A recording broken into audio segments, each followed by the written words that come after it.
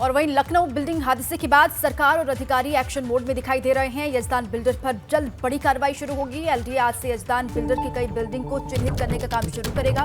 यजदान की जितनी भी बिल्डिंग्स हैं उनको चिन्हित करके अवैध निर्माण ध्वस्त करने का निर्देश है। और इसके अलावा बिल्डिंग हादसे पर गठित 3 सदस्यीय समिति आज अलाया अपार्टमेंट मामले में बैठक कर सकती है। इस कमेटी को 1 हफ्ते में अपनी रिपोर्ट सौंपने के लिए कहा गया है। 1 हफ्ते में रिपोर्ट तैयार करनी होगी, उसके बाद उसको सौंपना भी होगा। बिल्डिंग हादसा अब एक्शन में अधिकारी आते हुए दिखाई दे रहे हैं। देखिए, लखनऊ में अलाया बिल्डिंग हादसे में मृतकों की संख्या बढ़कर 3 हो गई है। मलबा हटाने के दौरान रेस्क्यू टीम को एक और महिला का शव मिला। इसके बाद हादसे में अब तक 3 महिलाओं की जान जा चुकी है। अभी जिस शबाना नाम की महिला का शव निकाला गया वो उन्नाव में टीचर थी, ये जानकारी उनको लेकर मिली है।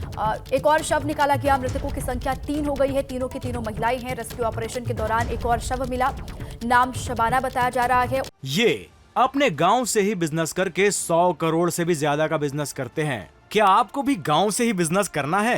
तो फ्रीडम ऐप को अभी डाउनलोड कीजिए। उन्नाव की रहने वाली और शिक्षक इनको बताया जा रहा है।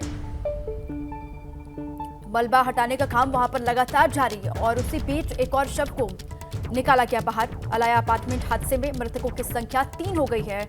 मलबे में शबाना नाम की एक महिला का शव जो दबा हुआ था उसको निकाल लिया गया।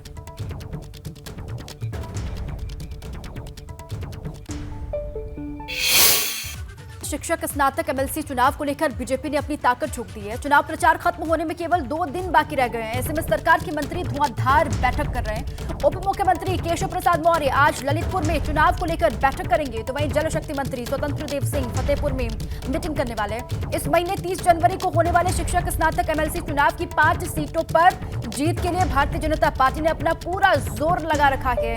पार्टी का इरादा 39 जिलों के हर वोटर तक पहुंचने का है और इसके साथ ही सभी जनप्रतिनिधियों और पदाधिकारियों को भी सीधी जिम्मेदारी सौंप दी गई है।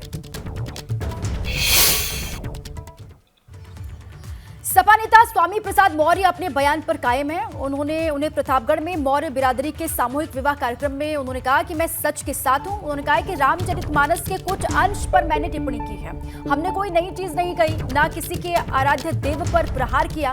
हमने किसी धार्मिक पुस्तक पर भी उंगली नहीं उठाई। हमने तो तुलसीदास की लिखी रामचरितमानस के चौपाई के कुछ अंश को बताया है। जनता भी हमारे साथ है और मैं किसी धर्म का विरोध नहीं कर रहा हूं। वो अपने बयान पर कायम है। उन्होंने कहा कि मैं सिर्फ चौपाई के अंश को लेकर अपनी बात कह रहा हूं, मैं किसी धर्म का विरोध नहीं कर रहा हूं। उन्होंने कहा कि मैंने सच का साथ दिया है और वो अपने बयान पर इस तरीके से कायम है। क्योंकि मैं सच के साथ खड़ा हूं, सच हमेशा विजयी होता है और जनता भी हमारे साथ में है। मैं किसी धर्म का विरोध नहीं कर रहा हूं, किसी के आराध्य देव पर हमला नहीं कर रहा हूं।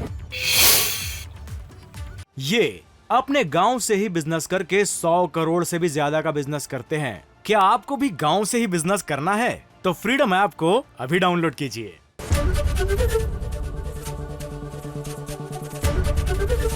एबीपी गंगा, खबर आपकी, जुबान आपकी।